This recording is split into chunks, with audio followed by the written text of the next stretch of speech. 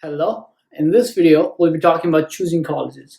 Choosing colleges is really important, and to be honest, I find it pretty interesting because I used to spend a lot of time choosing colleges and looking colleges because it's actually fun. Because studying for GRE is because a hassle, so I just used to spend a bunch of time figuring out which college to do because that's fun to do. You don't want to spend too much time like I did for choosing colleges, but you do want to spend some time because, like we discussed in the previous video, you don't want to be left out with like 10 or 20 choices. You want to refine your college search in such a way that you have 5 or 6 colleges to apply. So choosing the colleges is very different from choosing colleges in undergrad and grad. Because usually in grad, I'm guessing what you guys just apply to Ivy League schools and then that's it, right? Because it's Ivy League schools, top ranked colleges. It's just overall say on what school is good or which school is bad for undergrad. However, for graduate school, a school that's good for you might not be a school that's good for me in terms of different majors and different rankings. If you're really focused on rankings, every college is going to have different rankings for each major, and graduate school rankings is going to vary for different majors. For example, for my school in electrical engineering or even computer science, there's nothing Ivy League in top 5 or even top 10. So it really doesn't really matter if it's Ivy League school or not. For graduate school, it becomes really trickier, and you have to actually go to the website and look at the colleges. What I usually do is I just use US News rankings, which is pretty reliable. I'll be putting the link in the description below for a list of websites that I use to check the rankings. And you can use multiple websites to cross-check, but usually US News ranking is pretty good because they give you graduate school rankings based on the major. The only downside is they don't, for some grad school rankings, they don't give you more than top 10. But for me, it was adequately enough because I was just applying to top 10, so I just picked one of those. And the reason I'm so much focused on ranking is because I really wanted to go to a good ranked school just to check how rigorous it is and how rigorous both the course and research setting is. And I'm really glad that I chose UIUC because it's really rigorous and it's really nice to be around people surrounded to do a positive change in the society of the power systems and renewable energy. So yeah, that's why ranking was really important for me. So it was like the #1 factor when I was choosing colleges. And also, there's one good thing about ranking. There's also good chances that if you are in a highly ranked institution, you get more chances of funding. And usually that correlates with funding and the ranking. And that could be another reason why I subconsciously was so obsessed with the rankings. But there are different other factors that comes into play when you're looking for colleges. And different factors like location. For example, UIUC is not a really good location to be at. And if you're actually coming from Nepal or some other countries and you want to experience the US culture, UIUC would probably disappoint you heavily in terms of location because it's in the middle of cornfield. And though it's a top class, highly ranked institution for electrical engineering and engineering in overall, it's not really something that you see in TV shows and movies when you think of the US. It's not of that vibe. I mean, there is it's a college town, so there are bars and stuff where you can have fun, but it's not New York or it's not Chicago. So I mean, it's 2 hours away from Chicago, so you can still go over the weekend and stuff. But if location is a really important factor to you, make sure that the college of your choice is based on a good location.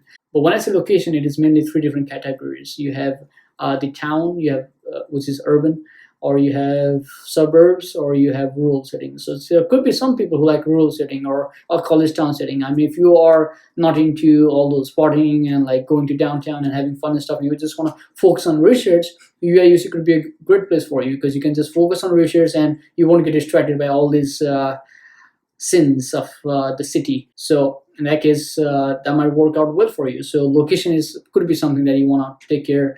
Climate, if you like hot climate or warmer climate, usually in the north. As you go up in the north, it's going to be cold. Winter is coming in the north, and winter is always there in the north. I mean, you do get 4 or 5 months of good summer and spring, but that's all. Otherwise, it's just going to be cold throughout. And snow is a hassle. You might like snow at first, but then you'll get so tired of snow. In 3 months, you'll get tired of snow. Trust me.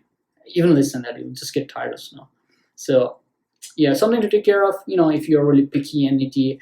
But if study is the only focus for you, then I'll just look at the departmental rankings and see how good ranked is your field of research, because it's not anymore about the prestigious university. It's about how prestigious your department is, how prestigious your lab is. Not even department. Nowadays, it's even more detailed than that. For example, electrical and computer engineering. That's a vague area. If you are into semiconductor devices, you want to check which university is better in semiconductor devices. If you want to check power systems, which one would be better. So it really varies even within the department, within the research fields. You have to be really careful on researching universities which is best fit for you, and you have to spend some time on figuring out which one is the best fit for you. So those are the main factors I can think of. I mean, there could be other factors like if any of your relatives is there or immediate family members are there, but those are all other secondary factors. But those main factors would be ranking, location, and those are the main really factors that you want to look into. So once you have the list of colleges, how do you choose 5?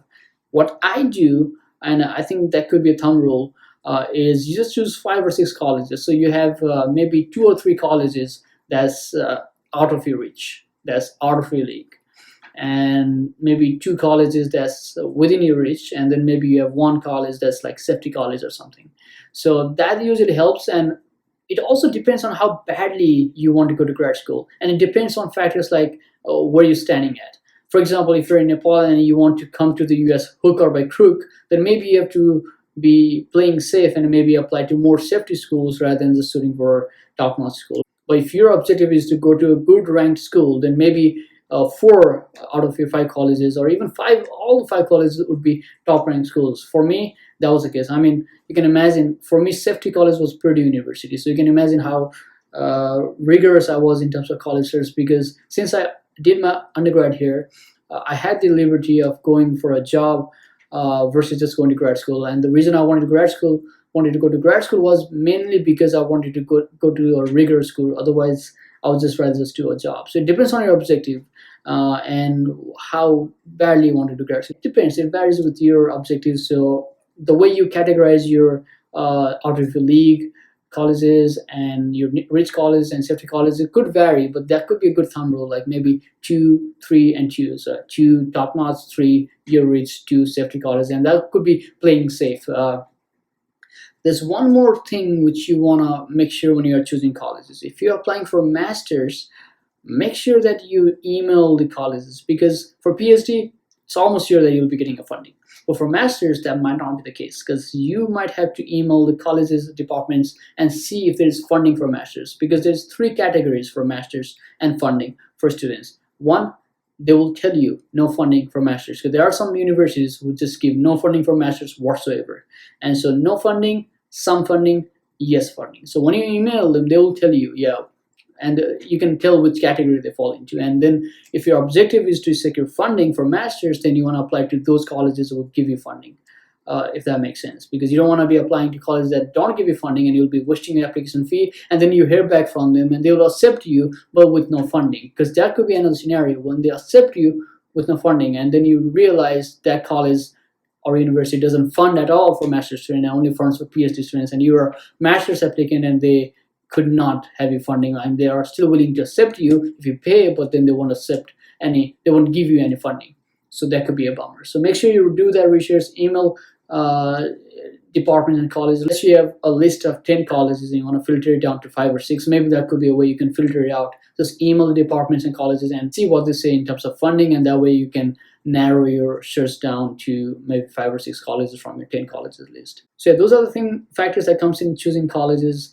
And like I said, it's gonna vary for people. The way you chose college and the way I choose college is going to vary. But the thumb rule of just out of league, it usually applies for most of the people, and you can follow the same format. And you'll be playing safe. If you want to play safe, choose more safety colleges. If you want to play risky, choose more top-ranked colleges. So it's just on how you want to play it.